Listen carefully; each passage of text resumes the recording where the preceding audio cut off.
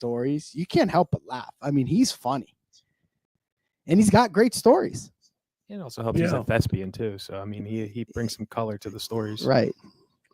Oh no! And when he tells them, you just sit there, and I mean, they're funny and they're real, and stuff happens to him that happens to no one else.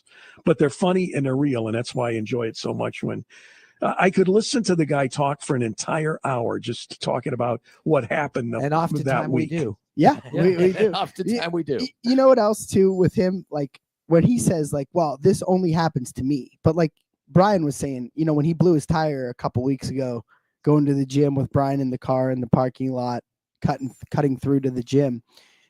It only happens to you, but there was a pothole that looked like a swimming pool, and you hit it, and you drive a sedan, a girl car, right? A girl car, yeah. So a chick car. Come on, man. I mean, what do you mean? Why are you surprised your tire blew out? It only happens to him because he's not paying attention. Because an average person would slow or go to the right or go to the left. Right. That's true. But not right. He's got like attention deficit or whatever it is. I mean, it's just he multitasks too much when he's driving. I think therein lies the problem. Lightly or kindly. Right. Ask anybody, well, as you guys well know, that has ridden with him. DeVecchio feared for his life. I can tell you right now. DeVecchio actually, I believe DeVecchio had an accident in Dave's passenger seat. He was scared. I said more Hail Marys in that 1 hour ride than I think I did in my whole life. I'd feel safer with my 2-year-old son behind the wheel than driving with David right now. So the rumors, DeVecchio, that you wet yourself are untrue when you were driving with Dave? Totally, completely untrue, fabricated. But I think wear my rosary beads. I just my fingers had calluses on them because I was praying so hard. I mean, it's just he is absolutely something else. But as I say this all the time, he's a fascinating guy. He's interesting to listen to. But that also makes him a great attorney because, you know, when you're on a jury or something like that, you want somebody that holds your interest or makes a great closing arguments. Agree? Sure, for sure. 100%. I've had the pleasure of trying a number of cases with David, and I will tell you, he is a tremendous lawyer. Yeah, I think he's an excellent lawyer. He used to tell me, as we talk a little bit here in the beginning, he used to tell me when he was working with Attorney Hanna, you know, the father, right?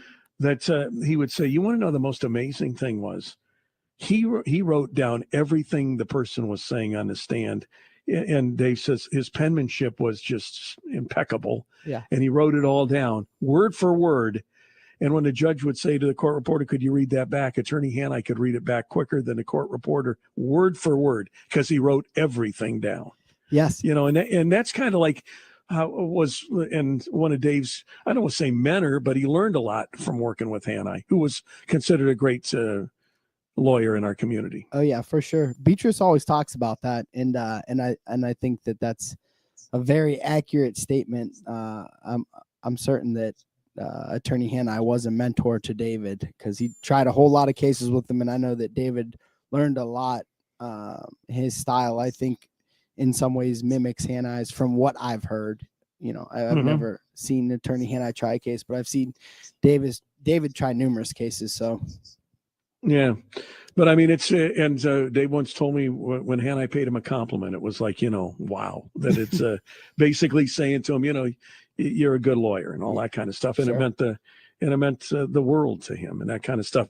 But I do agree with what you guys say. Dave is a great attorney. I mean, you know, people, I know whether you can love him and you can hate him, but when it comes to being an attorney and coming up with arguments and doing the research and presenting them, you're not going to find a better one than Attorney Beatrice. I mean, he's just he is all of those things, and that's why he's so busy and he has all these cases. You know, whether it's interesting whether they're in Florida or they're even outside this area, people kind of hear about him, and that says it all right there. But I would say this to you guys before, and let me give some phone numbers out because I'll tell everyone I have 3 lines open as we chat here in the beginning. If you got a legal question, 330-729-9977. If you got a phone call or a legal question, pick up the phone, give me a call, 330-729-9977. 330-729-9977. Once again, 330-729-9977. 330-729-9977. All my lines are open if you got a comment or question. When I talk about that, to embarrass him, I see the same thing, not from a Beatrice standpoint, but with DeVecchio with family law. I've done this program a long time, and I can tell you guys this. You want to know the arena that burns most lawyers out quicker than anything? Family law. They all get out of it because, it's just, it's a grind, if you will, arguing over the TV and over all this kind of stuff. But Mark DeVecchio is just, I've done this program a long time, probably one of the best family law lawyers around, from his passion, his education, and his demeanor in dealing with that. I mean, talk a little bit about that, Frank. Well, Mark is, and he's the consummate gentleman. And I think in that line of work, your clients have to have a great deal of respect for you, and you also have to have a great deal of respect from the court and your adversaries. And Mark commands that from everybody. He has a tremendous personality. He's a hard worker. He's diligent.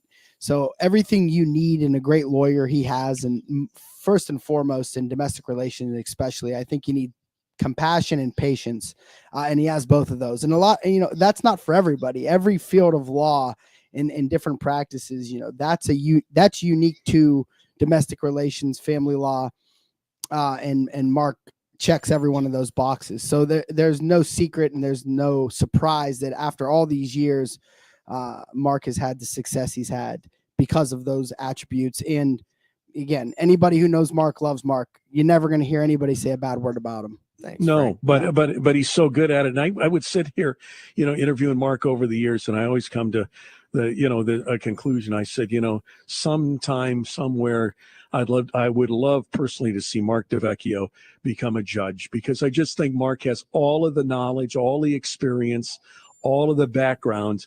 I just think you would make a phenomenal judge in that arena.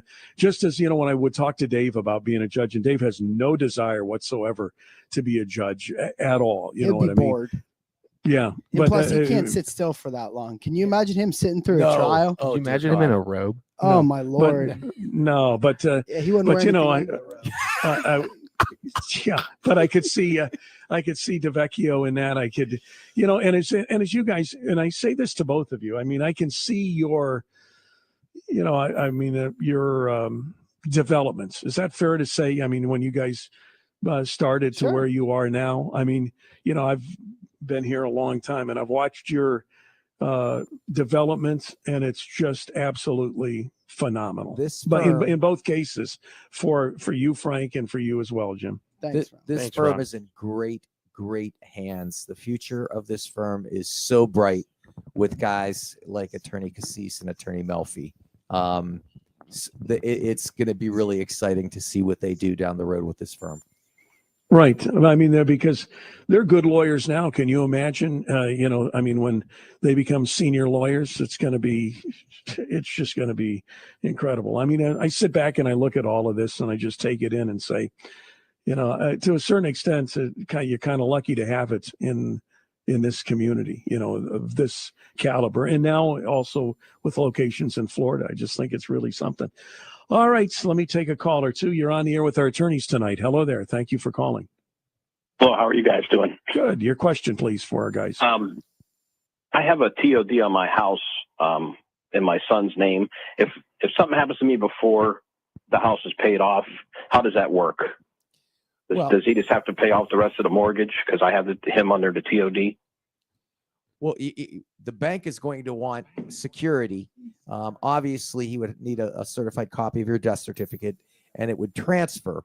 But he's going to have to, if there's still a mortgage, he's going to have to refinance it because the bank's going to want their money. Right. And then if it's paid off, and then his title just goes into his name. Correct.